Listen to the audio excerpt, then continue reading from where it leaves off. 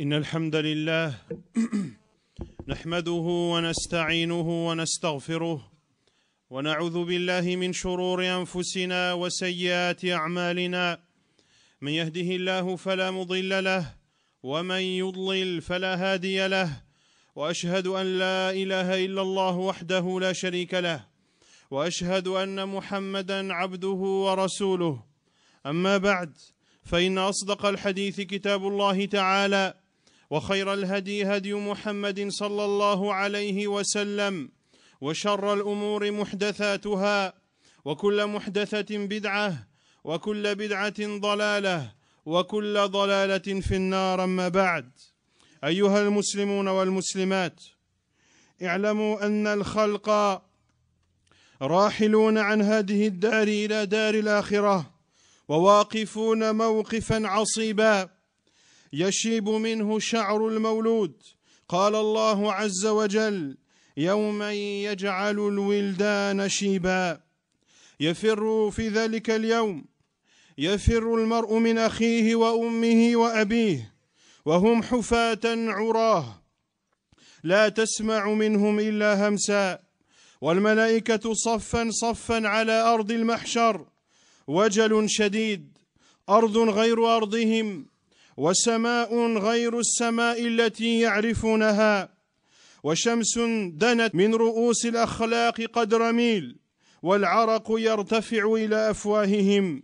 في ذلك الكرب العظيم يتكرم الله عز وجل بحفظ عباد له، لا ينالهم ضرر الشمس ولا يؤذيهم عرق، ويظلهم تحت ظل أعظم مخلوق خلقه الله عز وجل. قال عليه الصلاة والسلام كما في الصحيحين: 7 يظلهم الله في ظله يوم لا ظل إلا ظله: إمام عادل، وشاب نشأ في عبادة الله، ورجل قلبه معلق بالمساجد، ورجلان تحابا في الله فاجتمعا عليه وتفرقا عليه، ورجل دعته امرأة ذات منصب وجمال فقال: إني أخاف الله، ورجل تصدق بصدقة فأخفاها حتى لا تعلم شماله ما تنفق يمينه، ورجل ذكر الله خاليا ففاضت عيناه. قال الإمام ابن عبد البر رحمه الله: هذا أحسن حديث يروى في فضائل الأعمال وأعمها وأصحها. Chers musulmans et musulmanes, sachez que les créatures voyagent actuellement de cette demeure d'ici-bas vers la demeure de l'au-delà. Ce jour du jugement qui sera un jour terrible, un jour qui rendra les cheveux du nouveau-né blanc. Il dit Azza wa Jal: Yawma yaj'alul wildana shiba, un jour qui rendra les enfants comme des vieillards aux cheveux blancs. Ce jour-là, la personne se sauvera de son frère, il fuira sa mère ainsi que son père. Ce jour-là, les gens seront pieds nus, entièrement nus. Ce jour-là, tu n'entendras que des chuchotements. Ce jour-là, les anges seront positionnés en rang sur la terre du rassemblement. C'est un moment extrêmement difficile, et d'autant plus que cet endroit sera étrange pour ces créatures, car ils seront dans une terre qui n'est pas la terre qu'ils ont connue, et ils verront un ciel qui n'est pas le ciel qu'ils ont connu. Et ce jour-là, le soleil se rapprochera de leur tête, et leur sueur augmentera jusqu'à atteindre leur bouche. Pendant ces troubles immenses, Allah subhanahu wa ta'ala préservera certains de ses serviteurs. Ces serviteurs qui seront sous la protection d'Allah. La chaleur du soleil ne leur causera aucun préjudice et ils ne seront pas dérangés par leur sueur. Ils seront sous l'ombre de la créature la plus immense qu'Allah subhanahu wa ta'ala n'ait jamais créé. Il dit sallallahu alayhi wa sallam, dans le hadith rapporté par Al-Bukhari Muslim, 7 catégories de personnes seront sous l'ombre d'Allah le jour où il n'y aura d'ombre que son ombre. Un gouverneur juste, un jeune qui a grandi dans l'adoration d'Allah, un homme dont le cœur est attaché à la mosquée, 2 hommes qui s'aiment pour Allah, ils se réunissent pour Allah et se séparent pour Allah, un homme qu'une femme richissime et bellissime appelle, c'est-à-dire à commettre l'interdit, et cet homme répond « Je crains Allah », et un homme qui donne en aumône, une aumône qu'il cache, de telle sorte que sa main gauche ne sait pas ce que sa main droite a donné. Et la 7e catégorie, un homme qui aura évoqué le nom d'Allah en privé et en secret, et le fait de s'être rappelé d'Allah a fait couler les larmes de ses yeux. Al-Imam Ibn Abd al-Barri rahimahullah a dit, ce hadith est le meilleur hadith que l'on peut rapporter qui montre les mérites des bonnes œuvres. C'est le hadith le plus global à ce sujet et le plus authentique.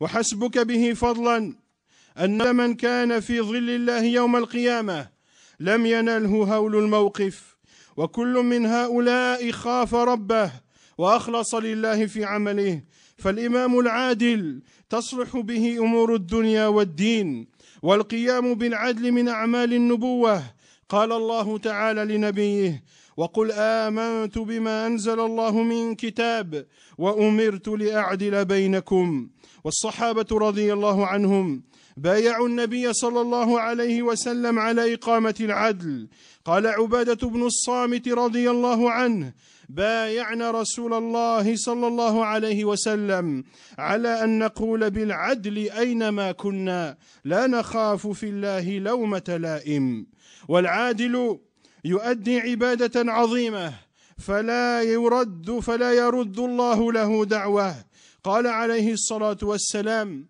3 لا ترد دعوتهم الإمام العادل والصائم حتى يفطر ودعوة المظلوم ويزيده الله من فضله ويظله تحت ظل عرشه ويدخل في الإمام العادل من ولي أمرا فعدل فيه من قاض ومعلم ووالد وأم ونحوهم والعبادة في الشباب أشد لقوة الباعث على اتباع الهوى ومن نشأ من شبابه في عبادة ربه تولاه الله ورعاه إبراهيم عليه السلام دعا إلى التوحيد في شبابه وأنذر من الشرك فكان خليل الرحمن قال الله تعالى حكاية عن قوم إبراهيم قالوا سمعنا فتى يذكرهم يقال له إبراهيم والإمام البخاري رحمه الله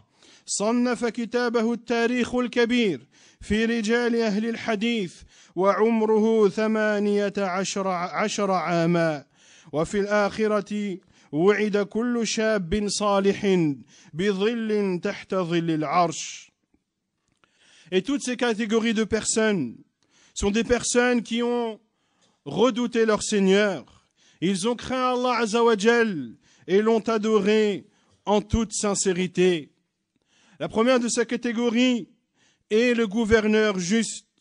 Car un gouverneur juste réforme, Allah Azza wa Jal réforme par sa cause les affaires mondaines et les affaires religieuses.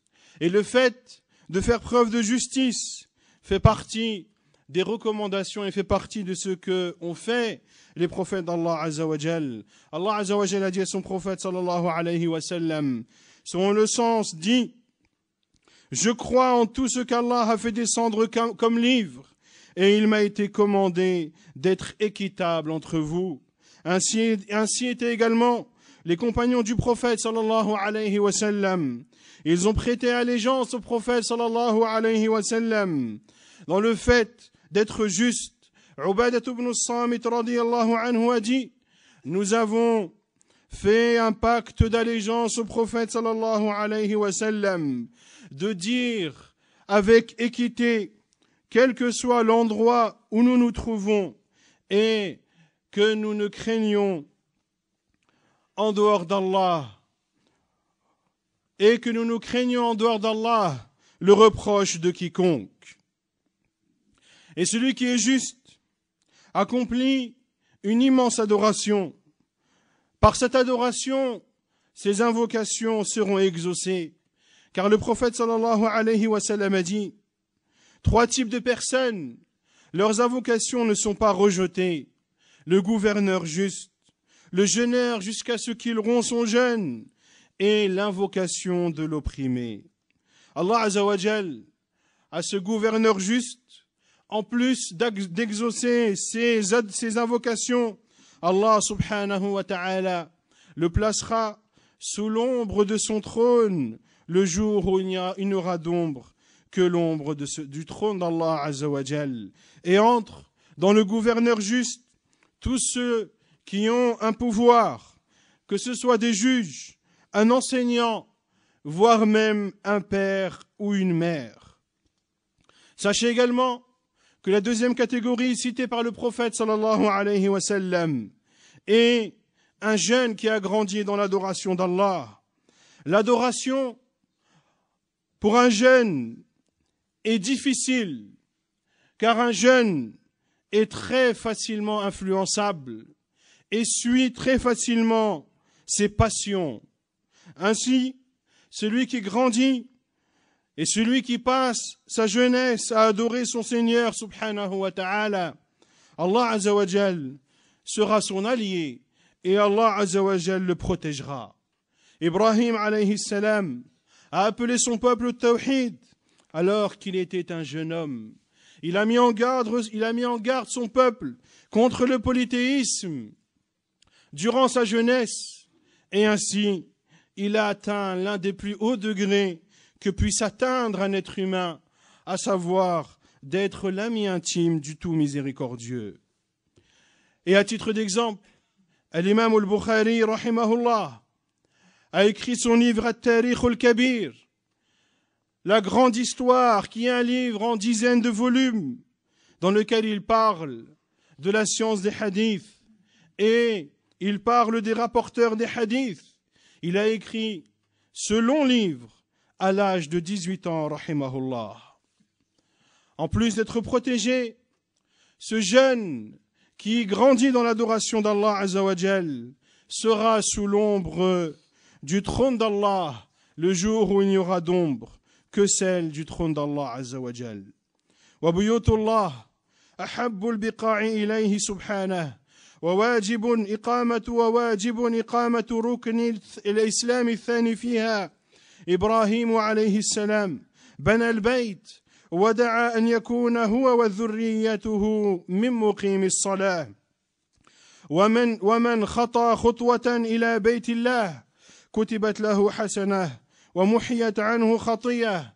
ومن انتظر صلاة نال أرفع الدرجات ونال دعاء الملائكة. ومن كان شديد الحب للمساجد ملازما للجماعة فيها لا يخرج من صلاة إلا وهو منتظر بقلبه الصلاة الأخرى أثابه الله بظل تحت ظل العرش. والمرء مع من أحب، ومن كانت محبته في الدنيا على غير طاعة الله انقلبت هذه المحبة عداوة يوم القيامة. قال الله عز وجل: الأخلاء يومئذ بعضهم لبعض عدو إلا المتقين. والمحبة في الله من أعظم القربات، وهي من أسباب محبة الله للعبد. وكان النبي صلى الله عليه وسلم يظهر وده لصحابته. أخذ بيد معاذ وقال له كما في سنن أبي داود: يا معاذ والله إني لا أحبك.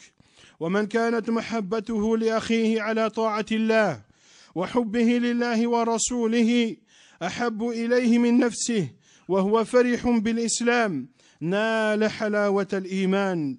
وإذا اجتمع مسلمان على حب الله واستمرا عليه حتى تفرقا من مجلسهما وهما صادقان في حب كل واحد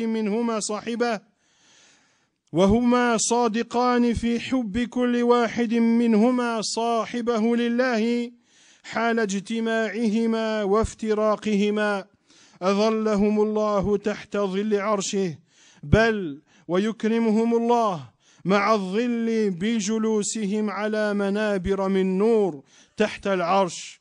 قال عليه الصلاة والسلام كما في سنن الإمام الترمذي المتحابون في الله على منابر من نور في ظل العرش يوم لا ظل إلا ظله.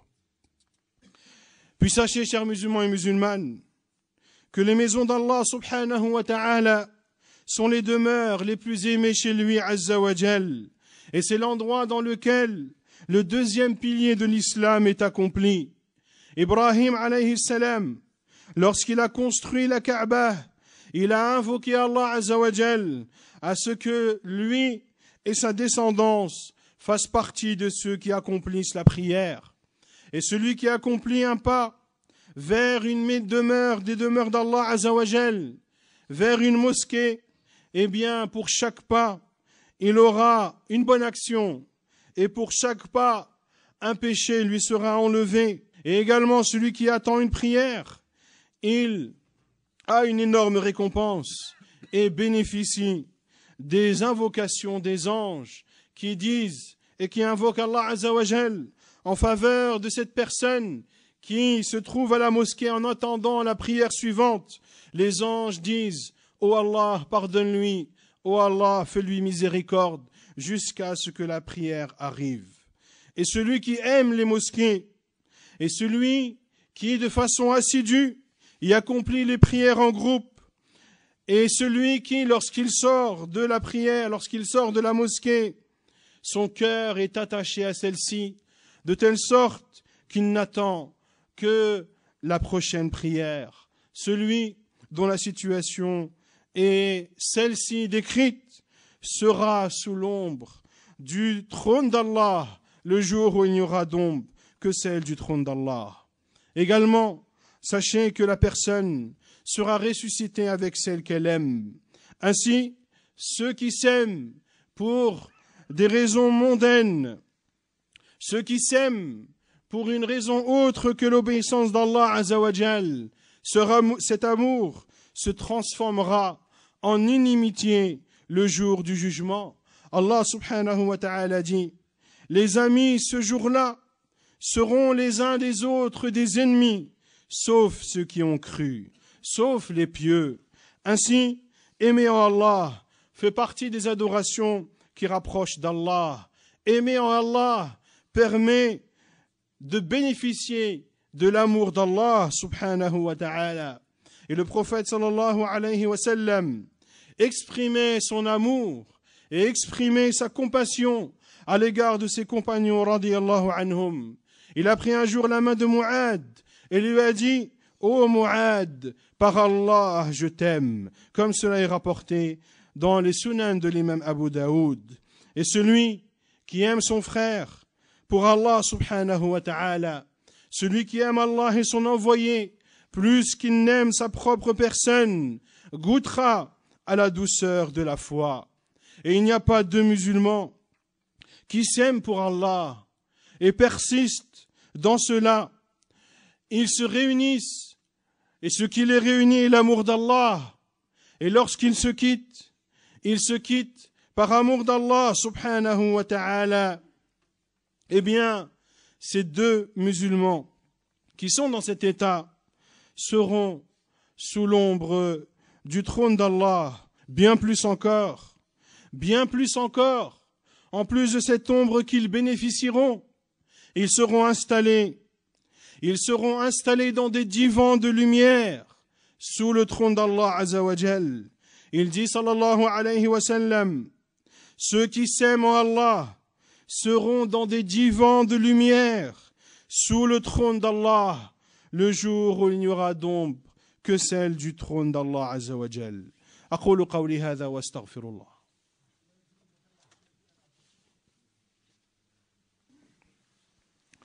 الحمد لله رب العالمين والصلاة والسلام على أشرف الأنبياء وإمام المرسلين نبينا محمد وعلى آله وصحبه أجمعين أما بعد.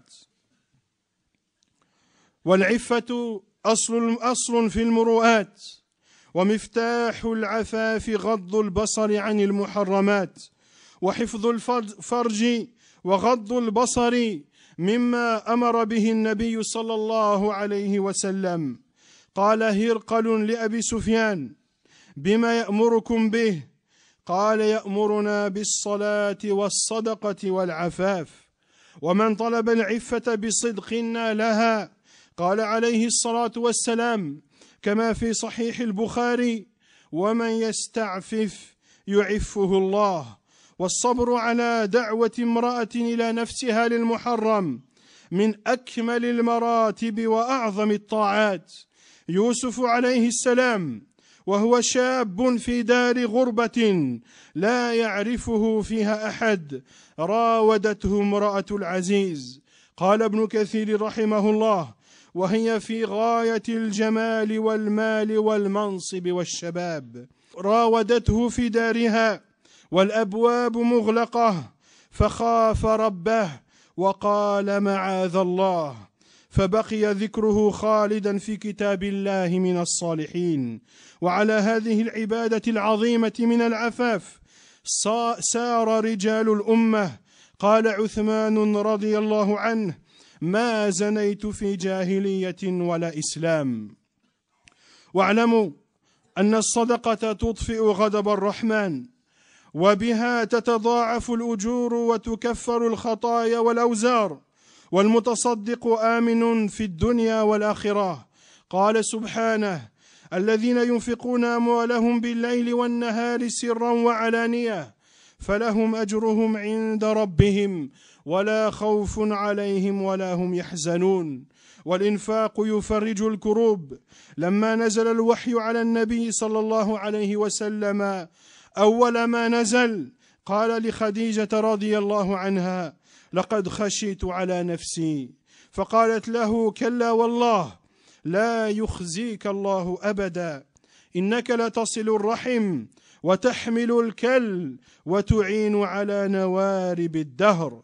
رواه البخاري. ويمتد نفعها إلى تفريج كروب المحشر، فيكون المتصدق في ظل صدقته يوم القيامة. ومن أخفى صدقته ولو قلت أكرمه الله بظل آخر غير ظل صدقته وهو ظل تحت العرش. Puis sachez, chers musulmans et musulmanes, que la chasteté est une des bases des bons mœurs. Et ce qui ouvre la porte à la chasteté est le fait de préserver son regard des choses interdites. Et le fait de préserver sa partie génitale et de baisser le regard, ce sont des comportements auxquels nous a appelé le prophète sallallahu alayhi wa sallam.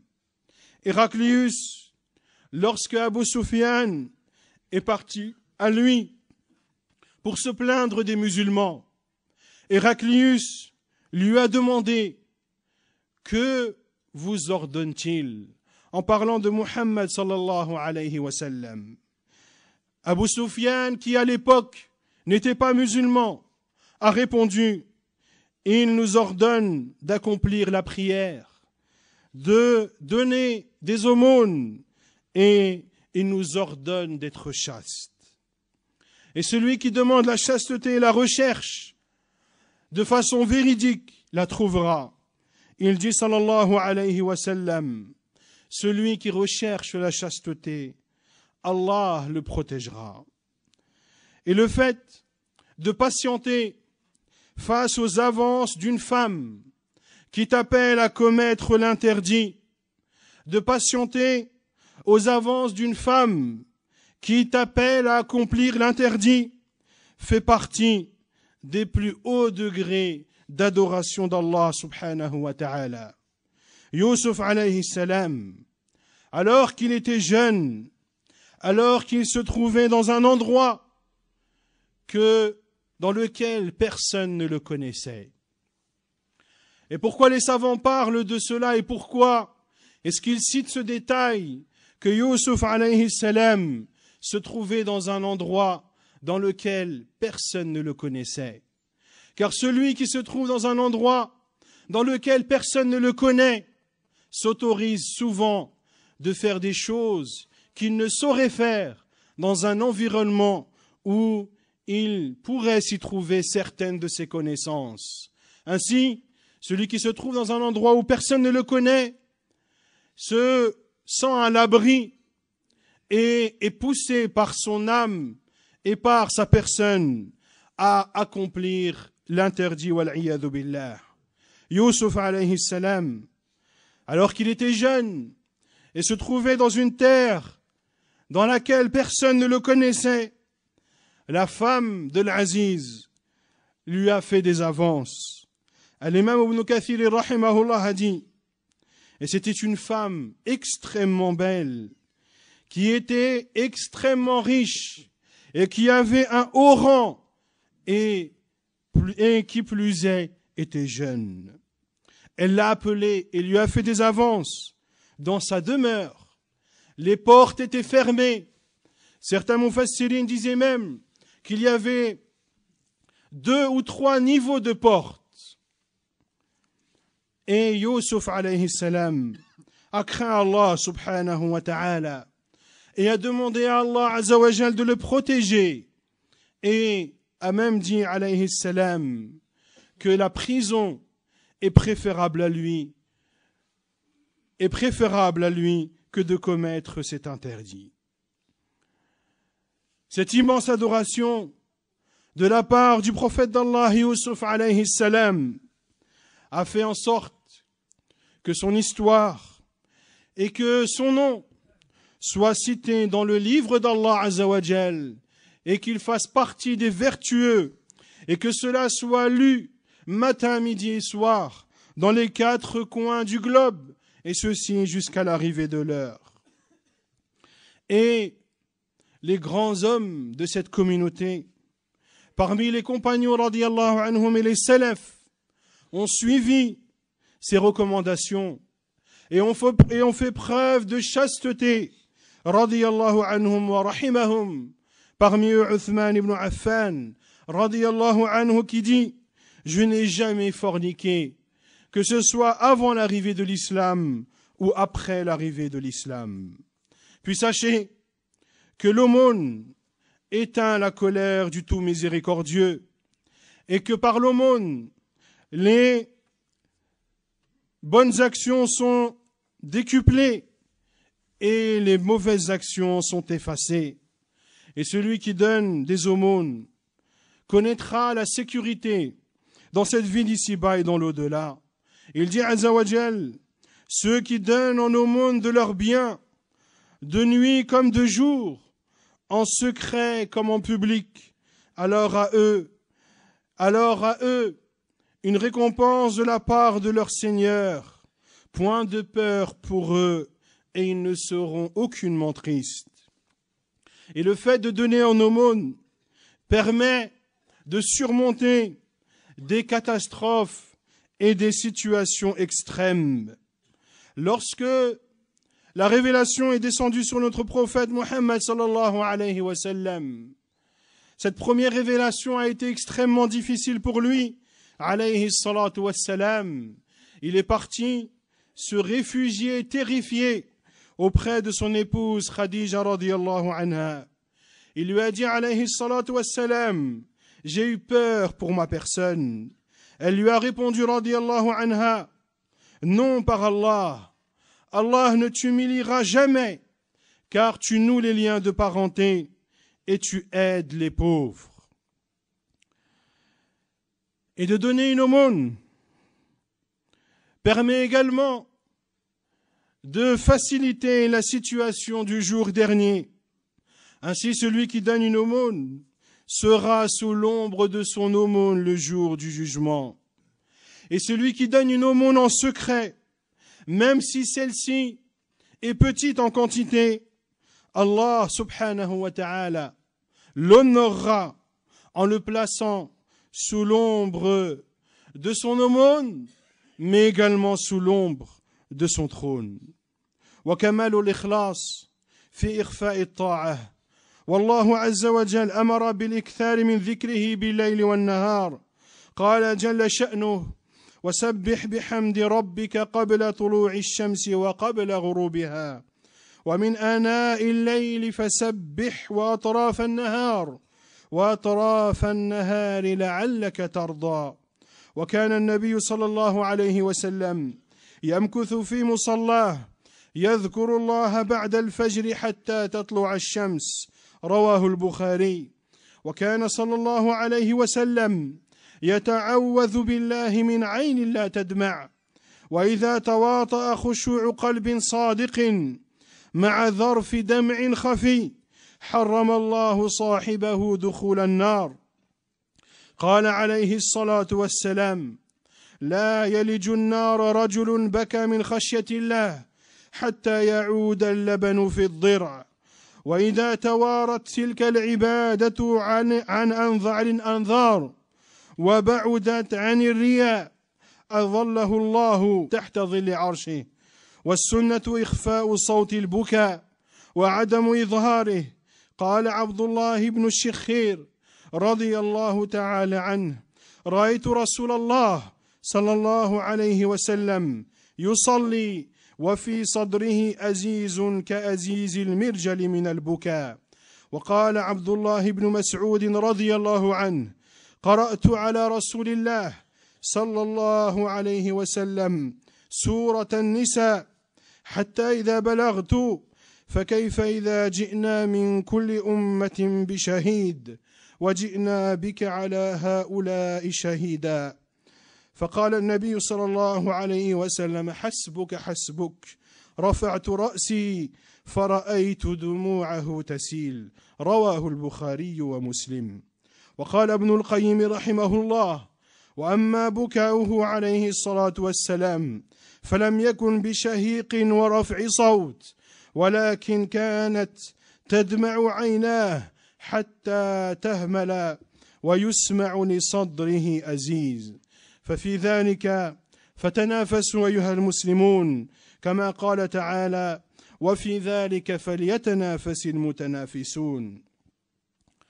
Et ce qui complète les adorations et ce qui les rend parfaites, c'est le fait de les faire en secret, lorsque cela est possible. Allah subhanahu wa ta'ala nous ordonne dans son noble livre de beaucoup l'évoquer, de nuit comme de jour. Il dit Azza wa Jal, célèbre la louange de ton Seigneur avant le lever du soleil, avant son coucher et pendant la nuit.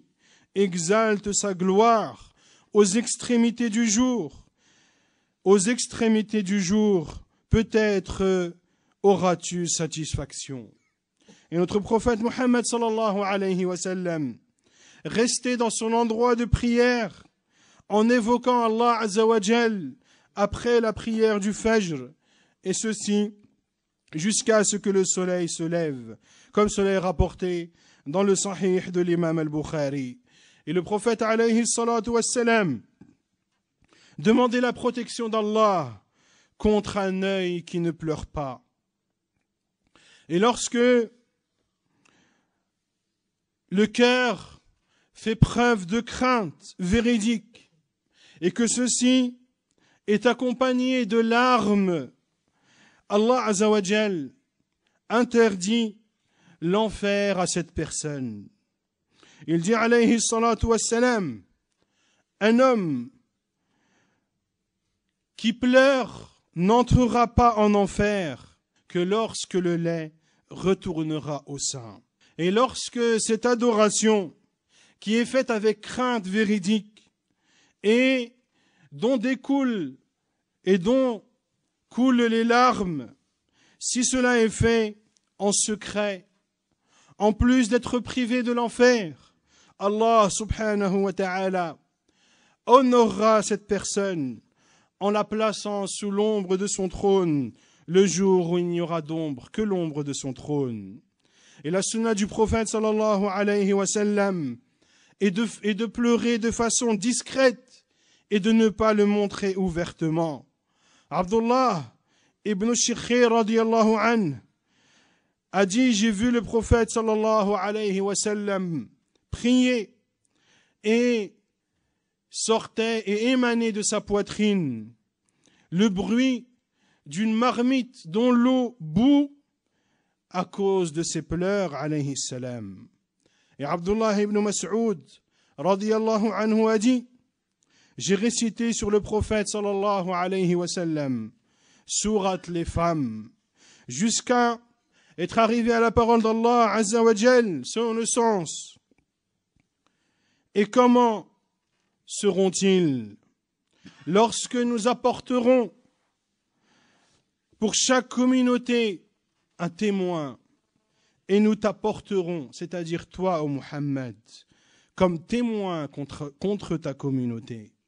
Le prophète alayhi salatu wassalam a dit à Abdullah ibn Mas'ud, hasbuk, hasbuk, cela suffit, cela suffit. Et Abdullah ibn Mas'ud a dit, j'ai alors levé ma tête et j'ai vu les larmes couler des yeux du prophète sallallahu alayhi wa sallam. L'imam Ibn al-Qayyim rahimahullah a dit, quant à ses pleurs sallallahu alayhi wa sallam, il ne pleurait pas en levant sa voix, mais les pleurs du prophète sallallahu alayhi wa sallam étaient discrets. C'était des larmes qui coulaient de ses yeux et l'on entendait de sa poitrine le bruit d'une marmite dont l'eau bout. C'est sur ces œuvres, chers musulmans et musulmanes, qu'il faut se concurrencer. Ceux qui les accomplissent bénéficieront de l'ombre du trône d'Allah le jour où il n'y aura d'ombre que l'ombre du trône d'Allah subhanahu wa ta'ala. Nasallallahu azza wa jal أن يجعلنا هداة مهتدين غير ضالين ولا مضلين وأن يجعلنا من هؤلاء السبعة الذين أخلصوا لله في العبادة وأظلهم الله تحت ظل عرشه يوم لا ظل إلا ظله. واللهم أعز الإسلام والمسلمين وأذل الشرك والمشركين. اللهم أعن إخواننا المستضعفين في كل مكان. اللهم كن لهم وليا ونصيرا. اللهم كن لهم مؤيدا يا قوي يا عزيز. اللهم أعن إخواننا في سوريا. اللهم كن لهم. اللهم ارحم موتاهم واشف جرحاهم. اللهم عجل بنصرهم وفرج كروبهم يا قوي يا عزيز يا سميع الدعاء يا مجيب الدعوات. وصلى الله وسلم وبارك على نبينا محمد وعلى آله وصحبه أجمعين وآخر دعوانا أن الحمد لله رب العالمين.